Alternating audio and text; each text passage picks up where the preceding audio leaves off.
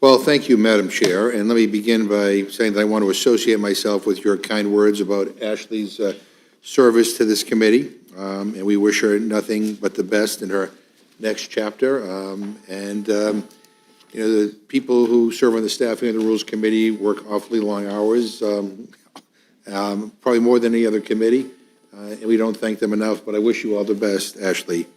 And now, Madam Chair, there's a lot before us today, including two bills that we already considered 3 weeks ago. They are back on the agenda because Republican leaders sent everyone home before bringing these bills to the floor, since they didn't have the votes to pass their own rule. So now we're doing it all over again.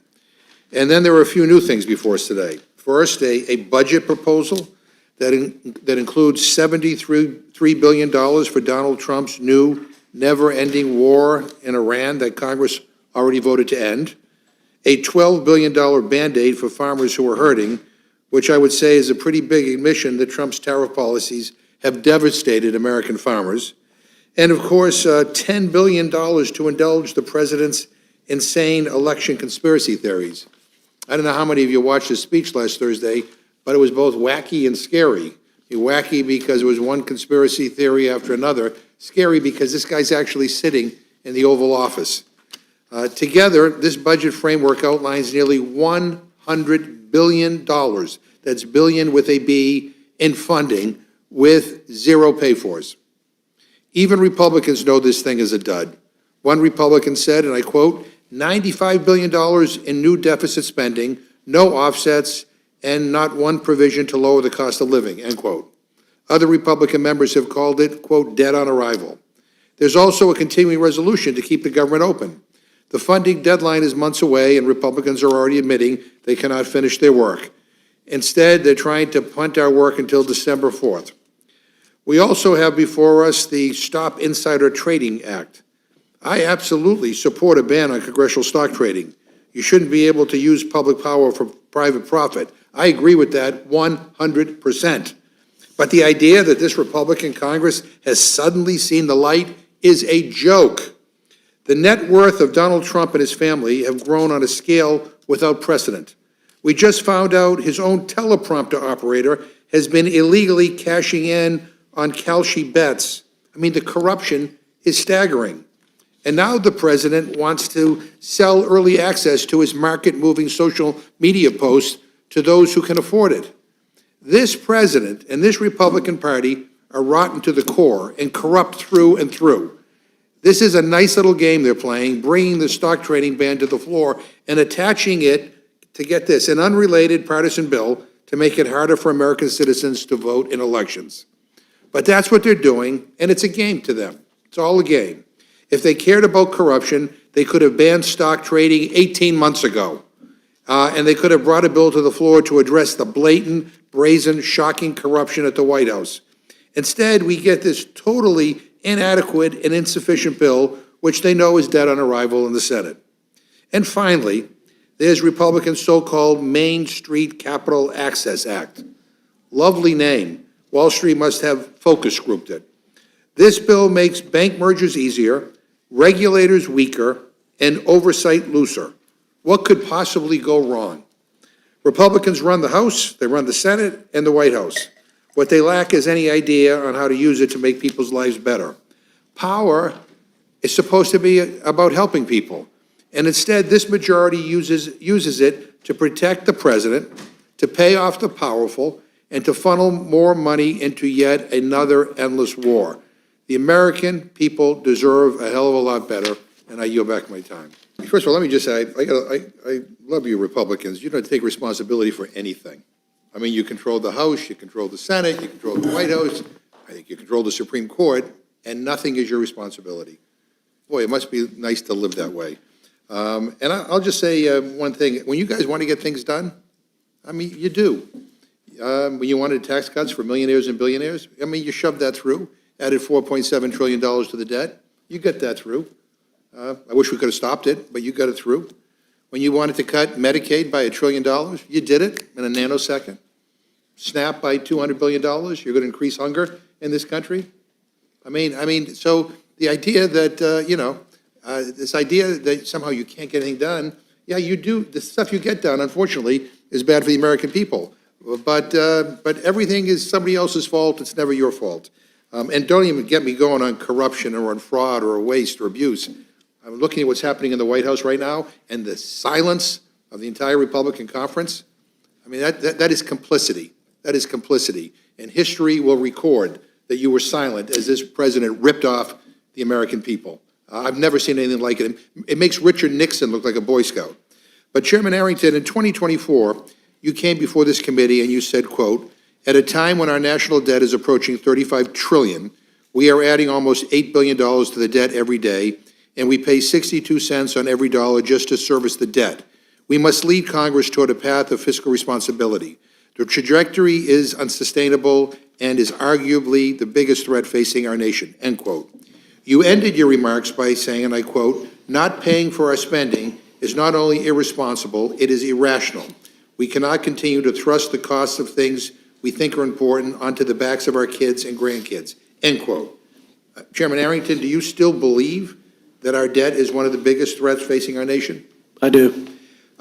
So, Chairman Arrington, can you affirm the basic fact that since January 20th, 2025, since President Trump and the Republicans assumed full control of government, the national debt has increased by $3.3 trillion from $36.2 trillion to $39.5 trillion? It's a misleading stat because the economy has grown with the cuts that we made on waste, fraud, and abuse. In total, for the first time in a decade, the deficit to GDP has gone down under Republican leadership and this president's watch. You disagree with the figure? The CBO, that's a direct quote from the CBO. Yeah, you disagree with that our debt went from 36.2 to 39.5? Because I think that's pretty clear. We have liabilities in Social Security, Medicare. We have liabilities across the board that are outpacing Mr. McGovern, our sources of revenue. Those are accurate numbers? Yes. And in fact, another stat we can look at, the debt of this country from George Washington through Bill Clinton was about $5.7 trillion. The debt from George W. Bush and Donald Trump alone is nearly double that.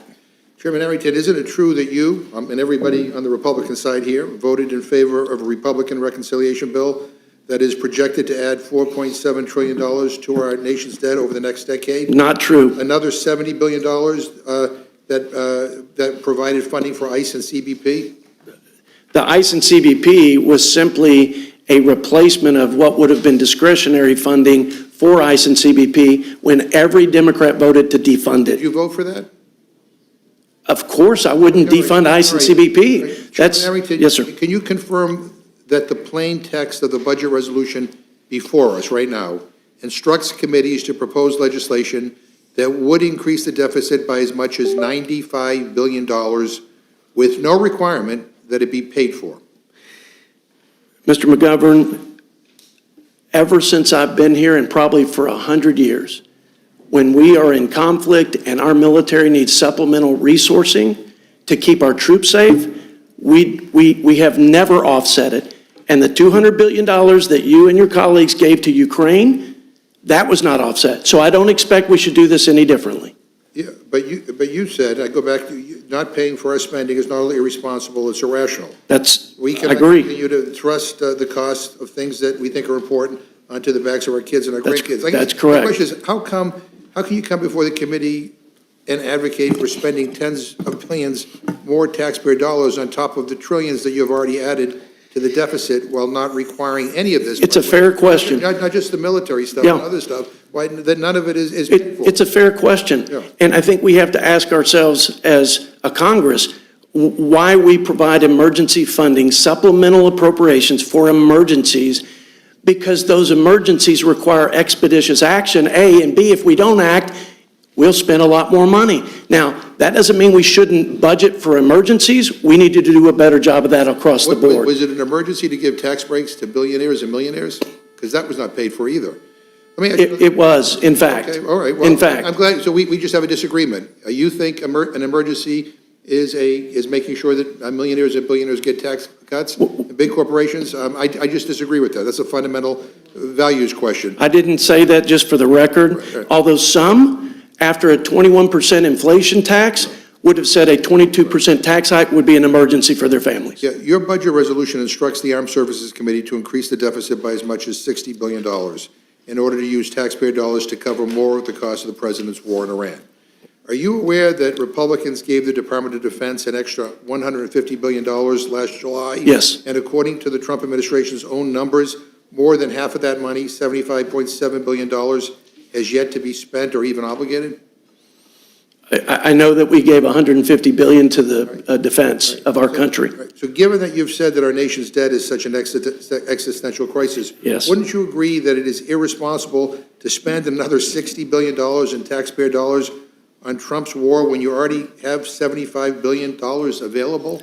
No, sir, because we were so in the hole after 4 years of a president that didn't have not just regard for our readiness, but for what our troops were focused on in terms of war fighting. That first $100 billion was to make up for 4 years. Thank God we put that additional monies to prepare for. $75 billion that hasn't even been obligated yet. I've also submitted an amendment that I hope to offer in the Rules Committee later tonight to use $13 billion out of that $60 billion to add the Major Richard Starr Act to the reconciliation bill. This would help combat wounded veterans get the full support that they're entitled to. Chairman Arrington, would you support making my amendment in order to help these veterans? We simply unlocked the reconciliation process, Mr. McGovern, and you know the process as well as I do. The policies will be meted out by the authorizing committee chairs, not myself. But you would have no objection for me offering an amendment and hopefully maybe getting a bipartisan. I would simply, our focus. Because if we're not going to pay for this other stuff, the whole issue over the veterans bill that Republicans pulled last week was a lot of the veterans organizations were upset that you were robbing Peter to pay Paul. You were actually cutting veterans benefits on one hand to increase veterans benefits for other groups on the other hand. So this would alleviate that. So that's what we're trying to do. Ms. McGovern, would you be okay with us trying to do that? No, in fact, I sit on the Veterans Committee, Ranking Member McGovern, and I think this is something where we actually all agree we should be taking care of our veterans. Instead, they are looking to actually take things away from veterans who are suffering from tinnitus, veterans who are suffering, and they're not willing to pay to help them. So we'll see what happens later today. I think you'd all agree that affordability and the cost of living, whether it's gas prices or child care costs, are some of the top concerns of the American people. The question is, why does this budget resolution not include anything to bring down costs? I mean, you don't have to just take my word for it. On July 15th, the Republican congresswoman from South Carolina described your budget as, quote, $95 billion in new deficit spending, no offsets, and not one provision to lower the cost of living, end quote. So the question is, why doesn't your resolution instruct any committee to propose legislation that would, for example, lower health care costs or help people who have lost their health care coverage regain it? I would say that the first step in unwinding the cost of living crisis that was created by the failed policies of your party was to stop the wild, reckless, unbridled spending. This administration continues, by the way, a whole of government assault on fraud, not on domestic energy producers, but on fraud. And we cut, like I said, $1.6 trillion in waste. We put pro-growth policies that gave us a 3.8 and a 4.3 growth rates before you shut the government down. It sounds like we're back to the old, let's blame Joe Biden. Well, why doesn't your resolution instruct any committee to propose legislation that would lower Americans' child care costs?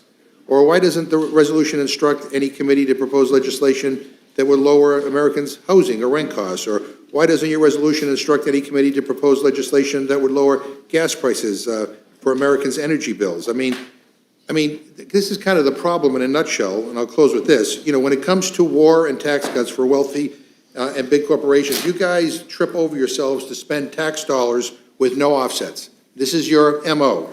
But when it comes to helping American families, Republicans think it would be wasteful spending. I got to tell you, I still do in-person town halls. I don't know about you, but I do. And all people want to talk about is the high cost of living. They can't afford their rents, can't afford to buy homes. Child care costs are out of control. Health care costs are out of control. They want to know why the hell aren't we focused in on that? And instead, we're focused in on, giving the well-off and the well-connected even more. I think people have had it. And I think that's one of the reasons why you're going to see every Democrat oppose this. And I hope some Republicans who care about fiscal responsibility will oppose it as well. I yield back.